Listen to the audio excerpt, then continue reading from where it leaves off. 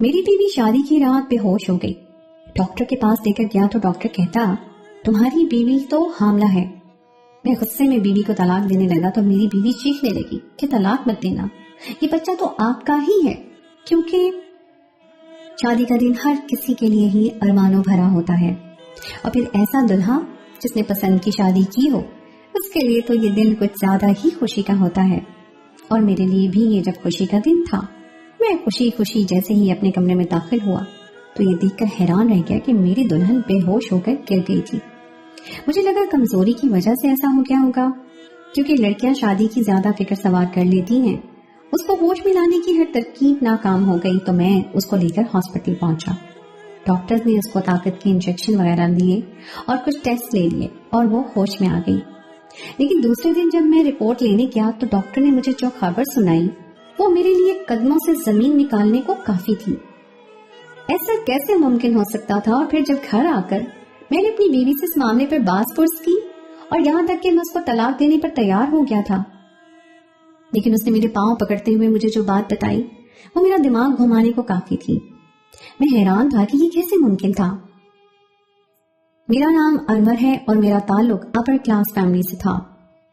मैं अपने वालिदैन का इकलौता बेटा था और बहुत ज्यादा पैसा और लाडला होने के बावजूद भी मैं बिगड़ा हुआ नहीं था, क्योंकि मेरी माँ एक बहुत दीनदार खातून थी और उन्होंने मेरी परवरिश बहुत ही अच्छे तरीके से की थी। अगर ये कहा जाए कि रुपया पैसा दौलत होने के बावजूद मेरे पास इखलाक और सीरत भी थी तो गलत ना होगा, बल्कि मेरी क्लास के लड़के तो मुझे मौलवी भी कहा करते थे। लेकिन मैंने कभी किसी की बात का बुरा नहीं मनाया था, क्योंकि सही और गलत में फर्क मेरी माँ ने मुझे बचपन से ही बहुत अच्छे से सिखा दिया था। और अब जब मैं पढ़ाई मुकम्मल करके अपने बाप के साथ उनका बिजनेस संभाल रहा था तो मेरी माँ को मेरी शादी की फिक्र होने लगी। लेकिन इस मामले में मैंने उनको साफ लफ्जों में बता दिया था कि मैं शादी उससे करूंगा जो मुझे पसंद होगी, और ऐसी कोई लड़की अभी मेरे सामने नहीं आई थी जो मेरे मयार की हो, क्योंकि मेरे इर्द गिर्द सब बिगड़ी हुई लड़कियां थी। कॉलेज यूनिवर्सिटी में भी ऐसी ही लड़कियां थी जिनसे वक्त गुजारी तो की जा सकती है, लेकिन महरम नहीं बनाया जा सकता। और इस मामले में मेरे वालिदैन ने मुझ पर किसी किस्म की सख्ती नहीं की थी, लेकिन वक्त गुजरने के साथ साथ मेरी माँ के मुतालबे में शिद्दत जरूरत बढ़ती जा रही थी कि अब शादी कर लो क्योंकि तुम्हारी उम्र निकलती जा रही है। और वो जो कहा जाता है कि जोड़े आसमानों पर बनते हैं, तो मुझे इस पर यकीन था कि अल्लाह ने मेरे लिए मेरे जोड़ की कोई तलाश करके रखी होगी। और फिर एक दिन मेरे सामने वो आ गई। मैं किताबों का बहुत शौकीन था, इसलिए बिजनेस के साथ साथ अब भी किताबें पढ़ता रहता था। इसलिए अपने इलाके की सेंट्रल लाइब्रेरी में एक दिन मैं किताब की तलाश में गया तो वहीं वो मुझे नजर आई थी। उसकी सादगी ने मुझे उसकी तरफ मतवज्जो किया था, लेकिन वो मुझे देखकर ऐसे चौंकी थी जैसे मुझे पहले से जानती हो, और उसकी आंखों में मुझे खौफ की परछाई नजर आई थी। उसकी आंखों में खौफ देखकर मैं हैरान रह गया कि मैं तो उसको पहली दफा देख रहा हूँ, तो मुझसे क्यों खौफजदा सी थी। लेकिन इससे पहले कि मैं उससे बात करता वो ऐसे भागी जैसे मुझसे पीछा छुड़ाना चाहती हो, और उसके इस अमल ने मुझे हैरत में मुब्तला कर दिया। और हैरत और तजस्सुस ने मुझे मजबूर किया कि मैं बार बार उस लाइब्रेरी में जाऊं। और कुछ दिनों बाद ही मुझे वो दोबारा वहां नजर आई। मैं घर तक उसका पीछा करने में कामयाब हो गया। जब मैंने उसके बारे में मालूमात हासिल की तो मालूम हुआ कि इसका नाम ज़हरा है और वो लोग कुछ ही दिन हुए इस इलाके में शिफ्ट हुए हैं। और सबसे बड़ी बात यह है कि वो अपने वालिदैन की इकलौती बेटी है। इससे ज्यादा मुझे कुछ मालूम नहीं हो सका। मैं तो उसकी सादगी से मुतासिर हो रहा था, फिर वो मुझसे क्यों खौफजदा थी, जबकि मैंने तो आज तक उससे बात तक नहीं की थी।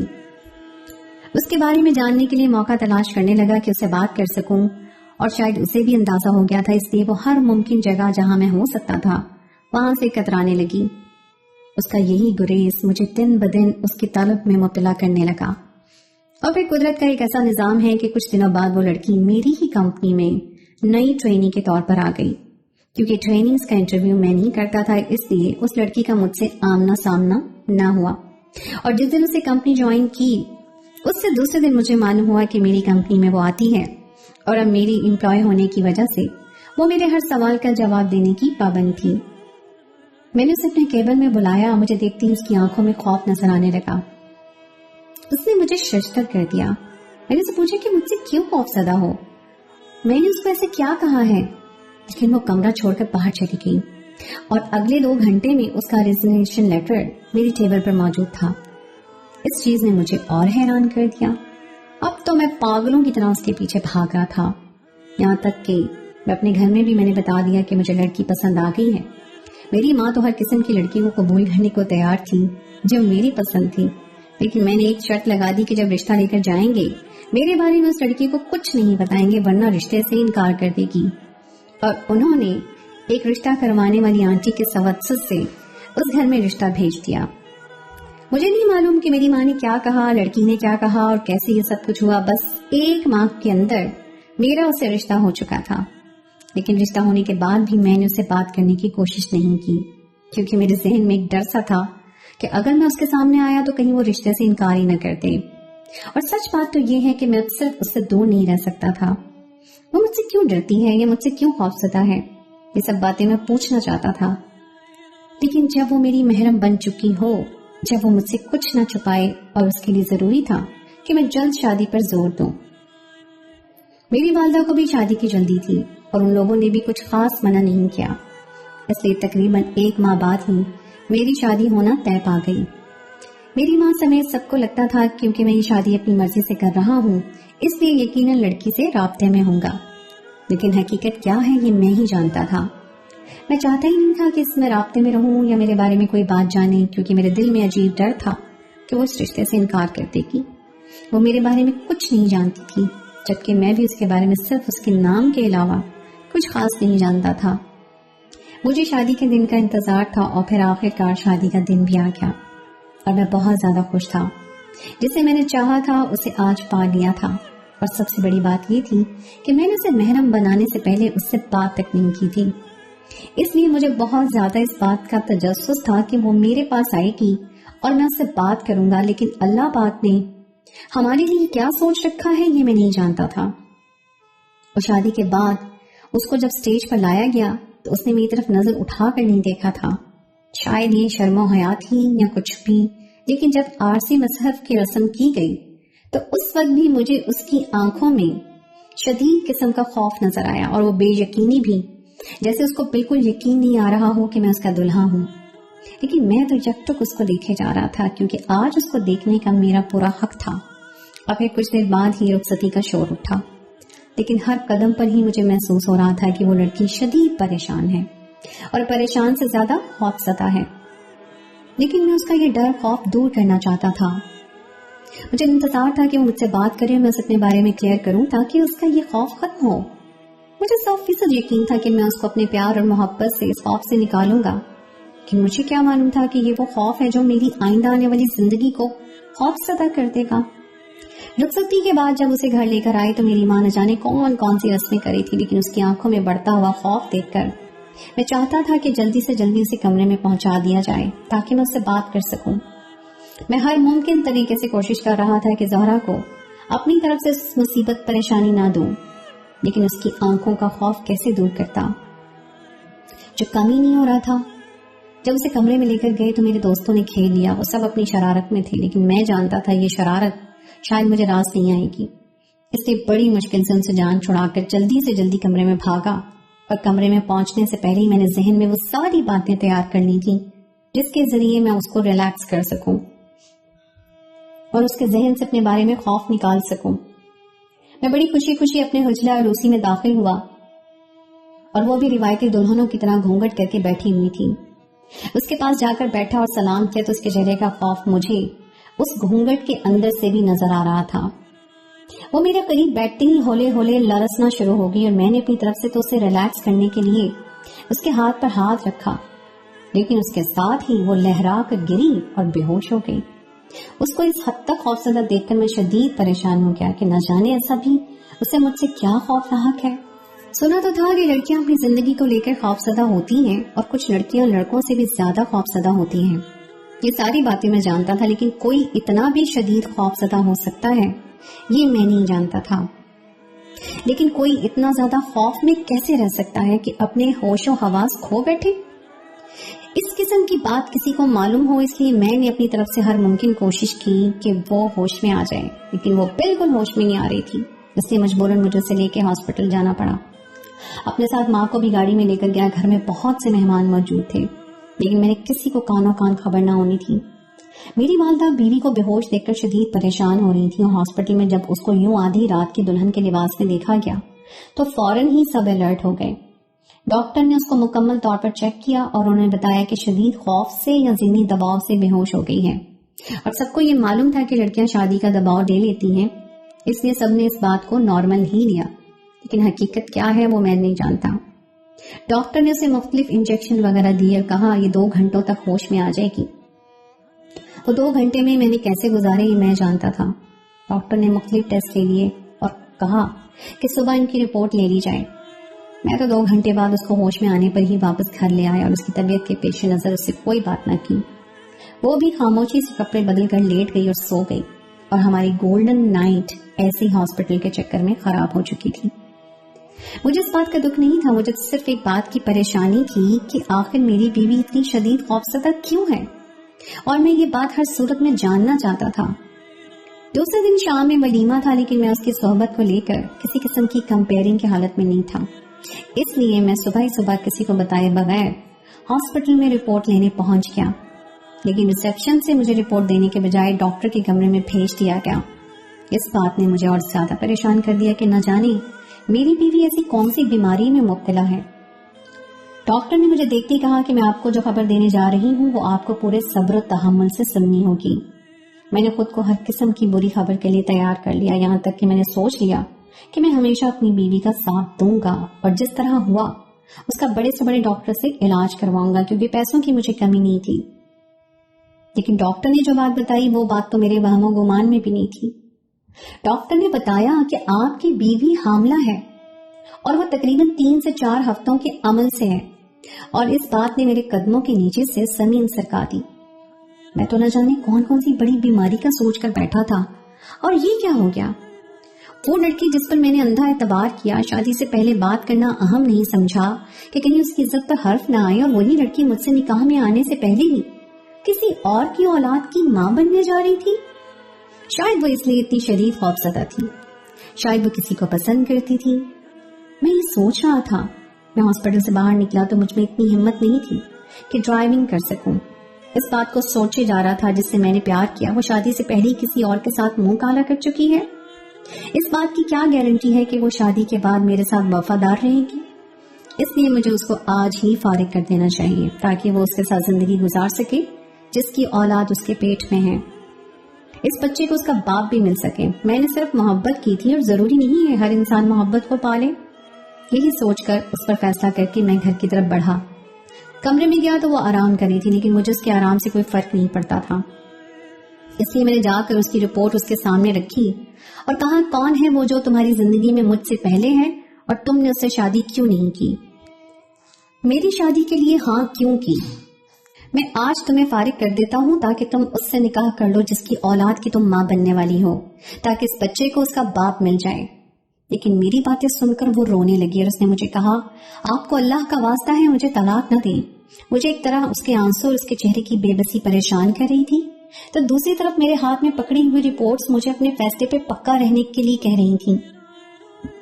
میری محبت مجھے عجیب دوراہے پہ لا کر کھڑا کر چکی تھی, لیکن میں چاہتا تھا کہ میں اس کو طلاق دے دوں, صرف اسی کہ مجھے اس کے پیٹ میں پلنے والے بچے کا خیال تھا کہ کون کل کو اسے اپنا نام دے گا, کہ مجھ میں تو اتنا ظرف نہیں تھا کہ میں اس کو اپنا نام دے سکتا. میری بیوی مسلسل روئے جا رہی تھی, جبکہ میں اس نے دیکھا کہ میں بالکل بھی اپنے فیصلے سے ہٹنے والا نہیں تو اس نے ایسی حرکت کی جس نے میری روح تک کو لرزا دیا.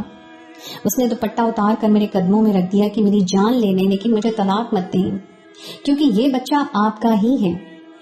مجھے معلوم ہے کہ آپ نے مجھ سے انتقام کے لیے شادی کی ہے, لیکن جیسے چاہتے ہیں انتقام لے لیں, بے شک مجھے مار ہی دیں, میں اف تک نہیں کروں گی, لیکن مجھے طلاق مت دیں. میرے والدین مر جائیں گے. جبکہ میں تو اس کی اس حرکت پر ششدر رہ گیا. میں نے دوپٹہ اٹھا کر اس کے سر پہ رکھا اور اسے کہا کہ عزت بنا کر لایا ہوں, نہ کہ قدموں میں یہ دوپٹہ رکھنے کے لیے لایا ہوں. لیکن تم نے یہ کیا کہا ہے کہ یہ بچہ میرا ہے؟ میں تو تمہیں جانتا نہیں تھا اور رشتہ بھیج دیا. لیکن اس نے کہا کہ میں قرآن پر ہاتھ رکھ کے قسم کھانے کو تیار ہوں کہ یہ بچہ آپ کا ہی ہے. اس کے الفاظ نے مجھے حیران کر دیا کہ کوئی کمزور سے کمزور ایمان والا انسان بھی اتنی بڑی قسم نہیں کھا سکتا. تو پھر وہ اتنی بڑی قسم کیسے کھا رہی ہے؟ جبکہ میں جانتا ہوں کہ یہ بچہ میرا نہیں ہے، لیکن میں اس کو کوئی تماشا نہیں بنانا چاہتا تھا، اس لیے خاموش ہو گیا۔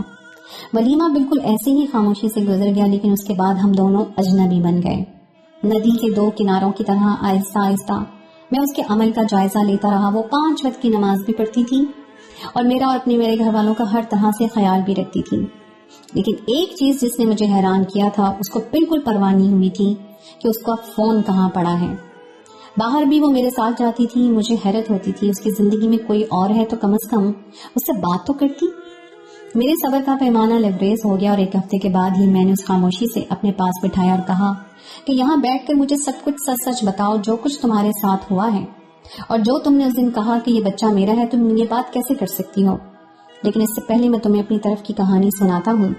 جب میں نے اسے بتایا کہ میں نے تمہیں فرسٹ ٹائم لائبریری میں دیکھا تھا اور اس کے بعد تمہارے بارے میں معلومات لی اور اپنی ماں کو بتا دیا اور تم سے شادی کر لی، بس میری طرف کی اتنی ہی کہانی ہے، تو وہ حیران ہونے لگی۔ وہ کہنے لگی کہ اس شہر میں تو تم نے پہلی دفعہ لائبریری میں مجھے دیکھا ہے، لیکن پچھلے شہر سے ہم تم دیکھتے رہے ہو، وہ کیا ہے؟